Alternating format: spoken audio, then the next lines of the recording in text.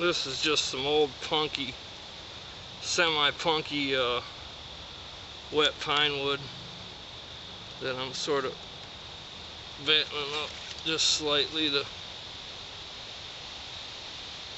get it to take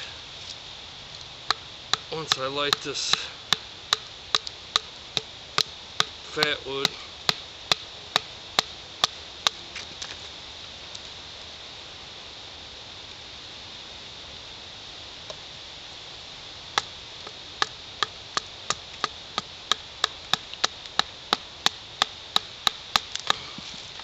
It's dry inside too, but it's pretty wet except for the very core.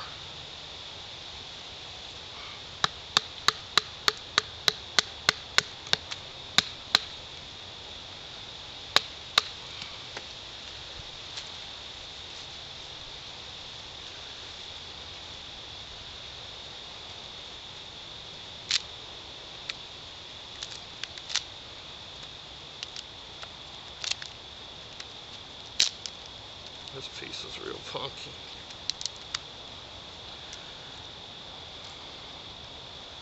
This punky stuff should dry out pretty quick over that fat lighter.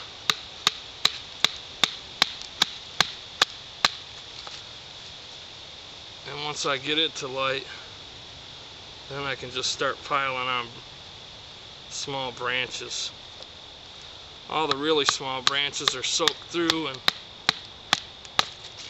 this particular spot I'm in is pretty much all pine woods and small brush.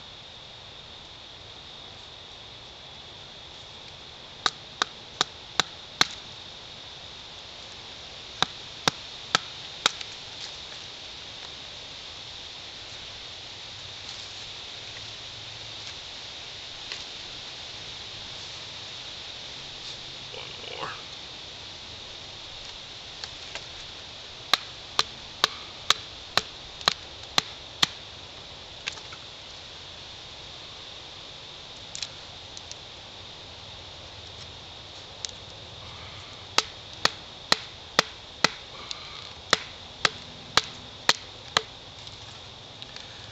You want to watch your fingers when you're doing this, even if it's just with punky old wood. I don't batten through knots, and the only time I have my hand there is when I first set the knife on there, and I'm not putting much pressure at all on it when I do that. Otherwise, you'll end up cutting your finger off. That should be good enough for what I need.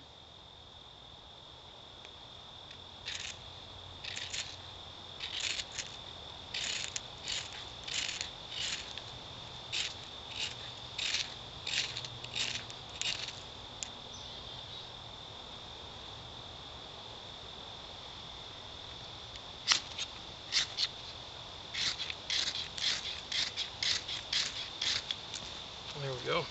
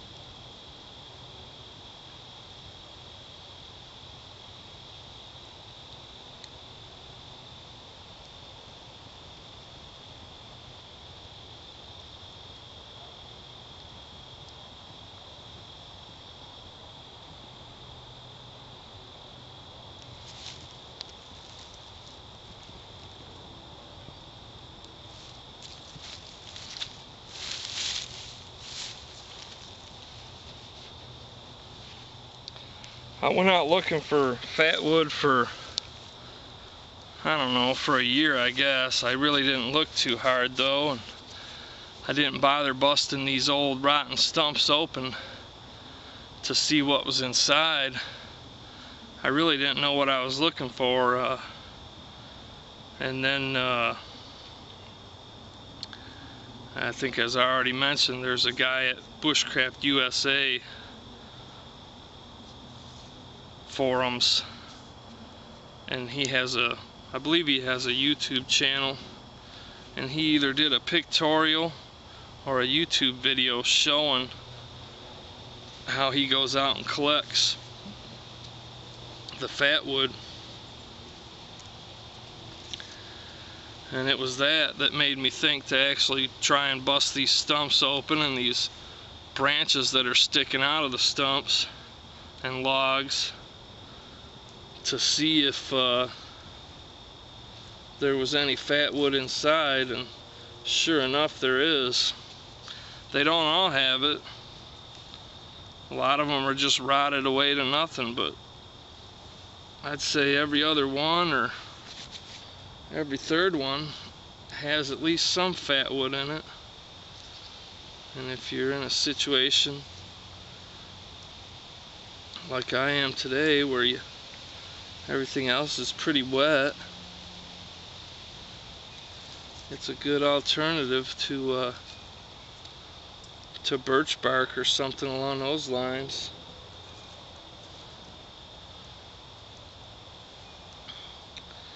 I likely could have just battened open these old pine branches and shaved out the inside of those too, but they were kind of soaked at least halfway through,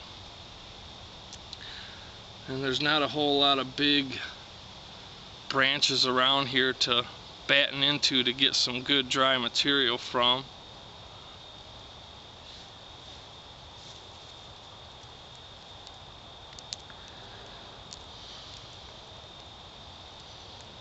But this works pretty good. I'm impressed, and I appreciate him posting that tutorial. I'll try and put a link to it in the video or in the description of the video if I post this,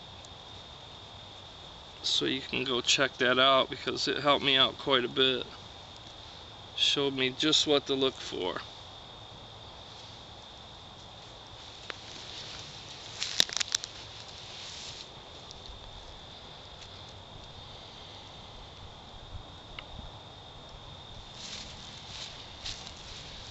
I could go ahead and take a small piece of this fatwood and stick it in my kit, and that's a nice condensed piece of fire starting material. I can just shave some little bits off, and you know, if I knew I was going to be in an area where there was going to be some dead pines, I wouldn't need to bring any with me. I could just go out and, even on a rainy day, dig in there and find that dry, saturated fatwood from the pine, and I could have fire.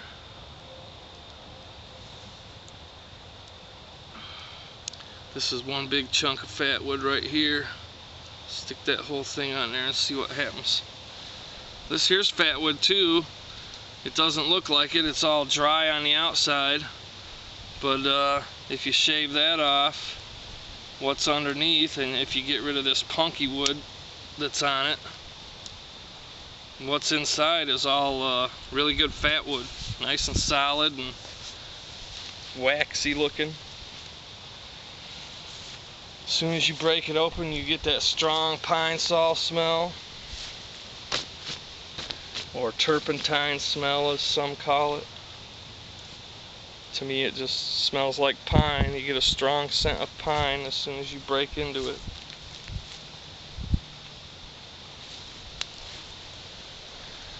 Of course the wind changed directions on me again.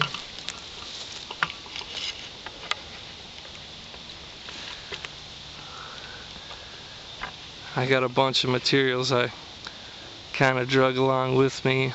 I'm going to be practicing some other fire skills as well. But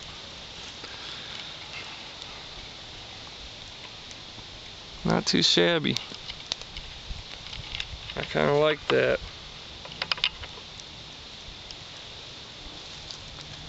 I think that works as good or better than birch bark.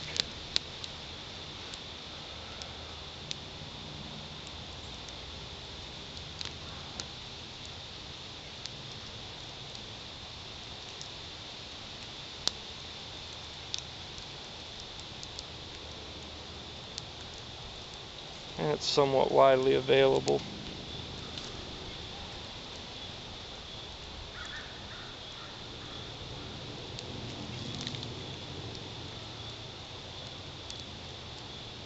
Well, I'm going to wrap this up. I just figured I'd show you that. Something I've known for a long time, but just recently actually learned it and experimented with it.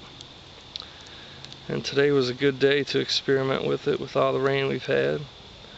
It works great. Talk to you later.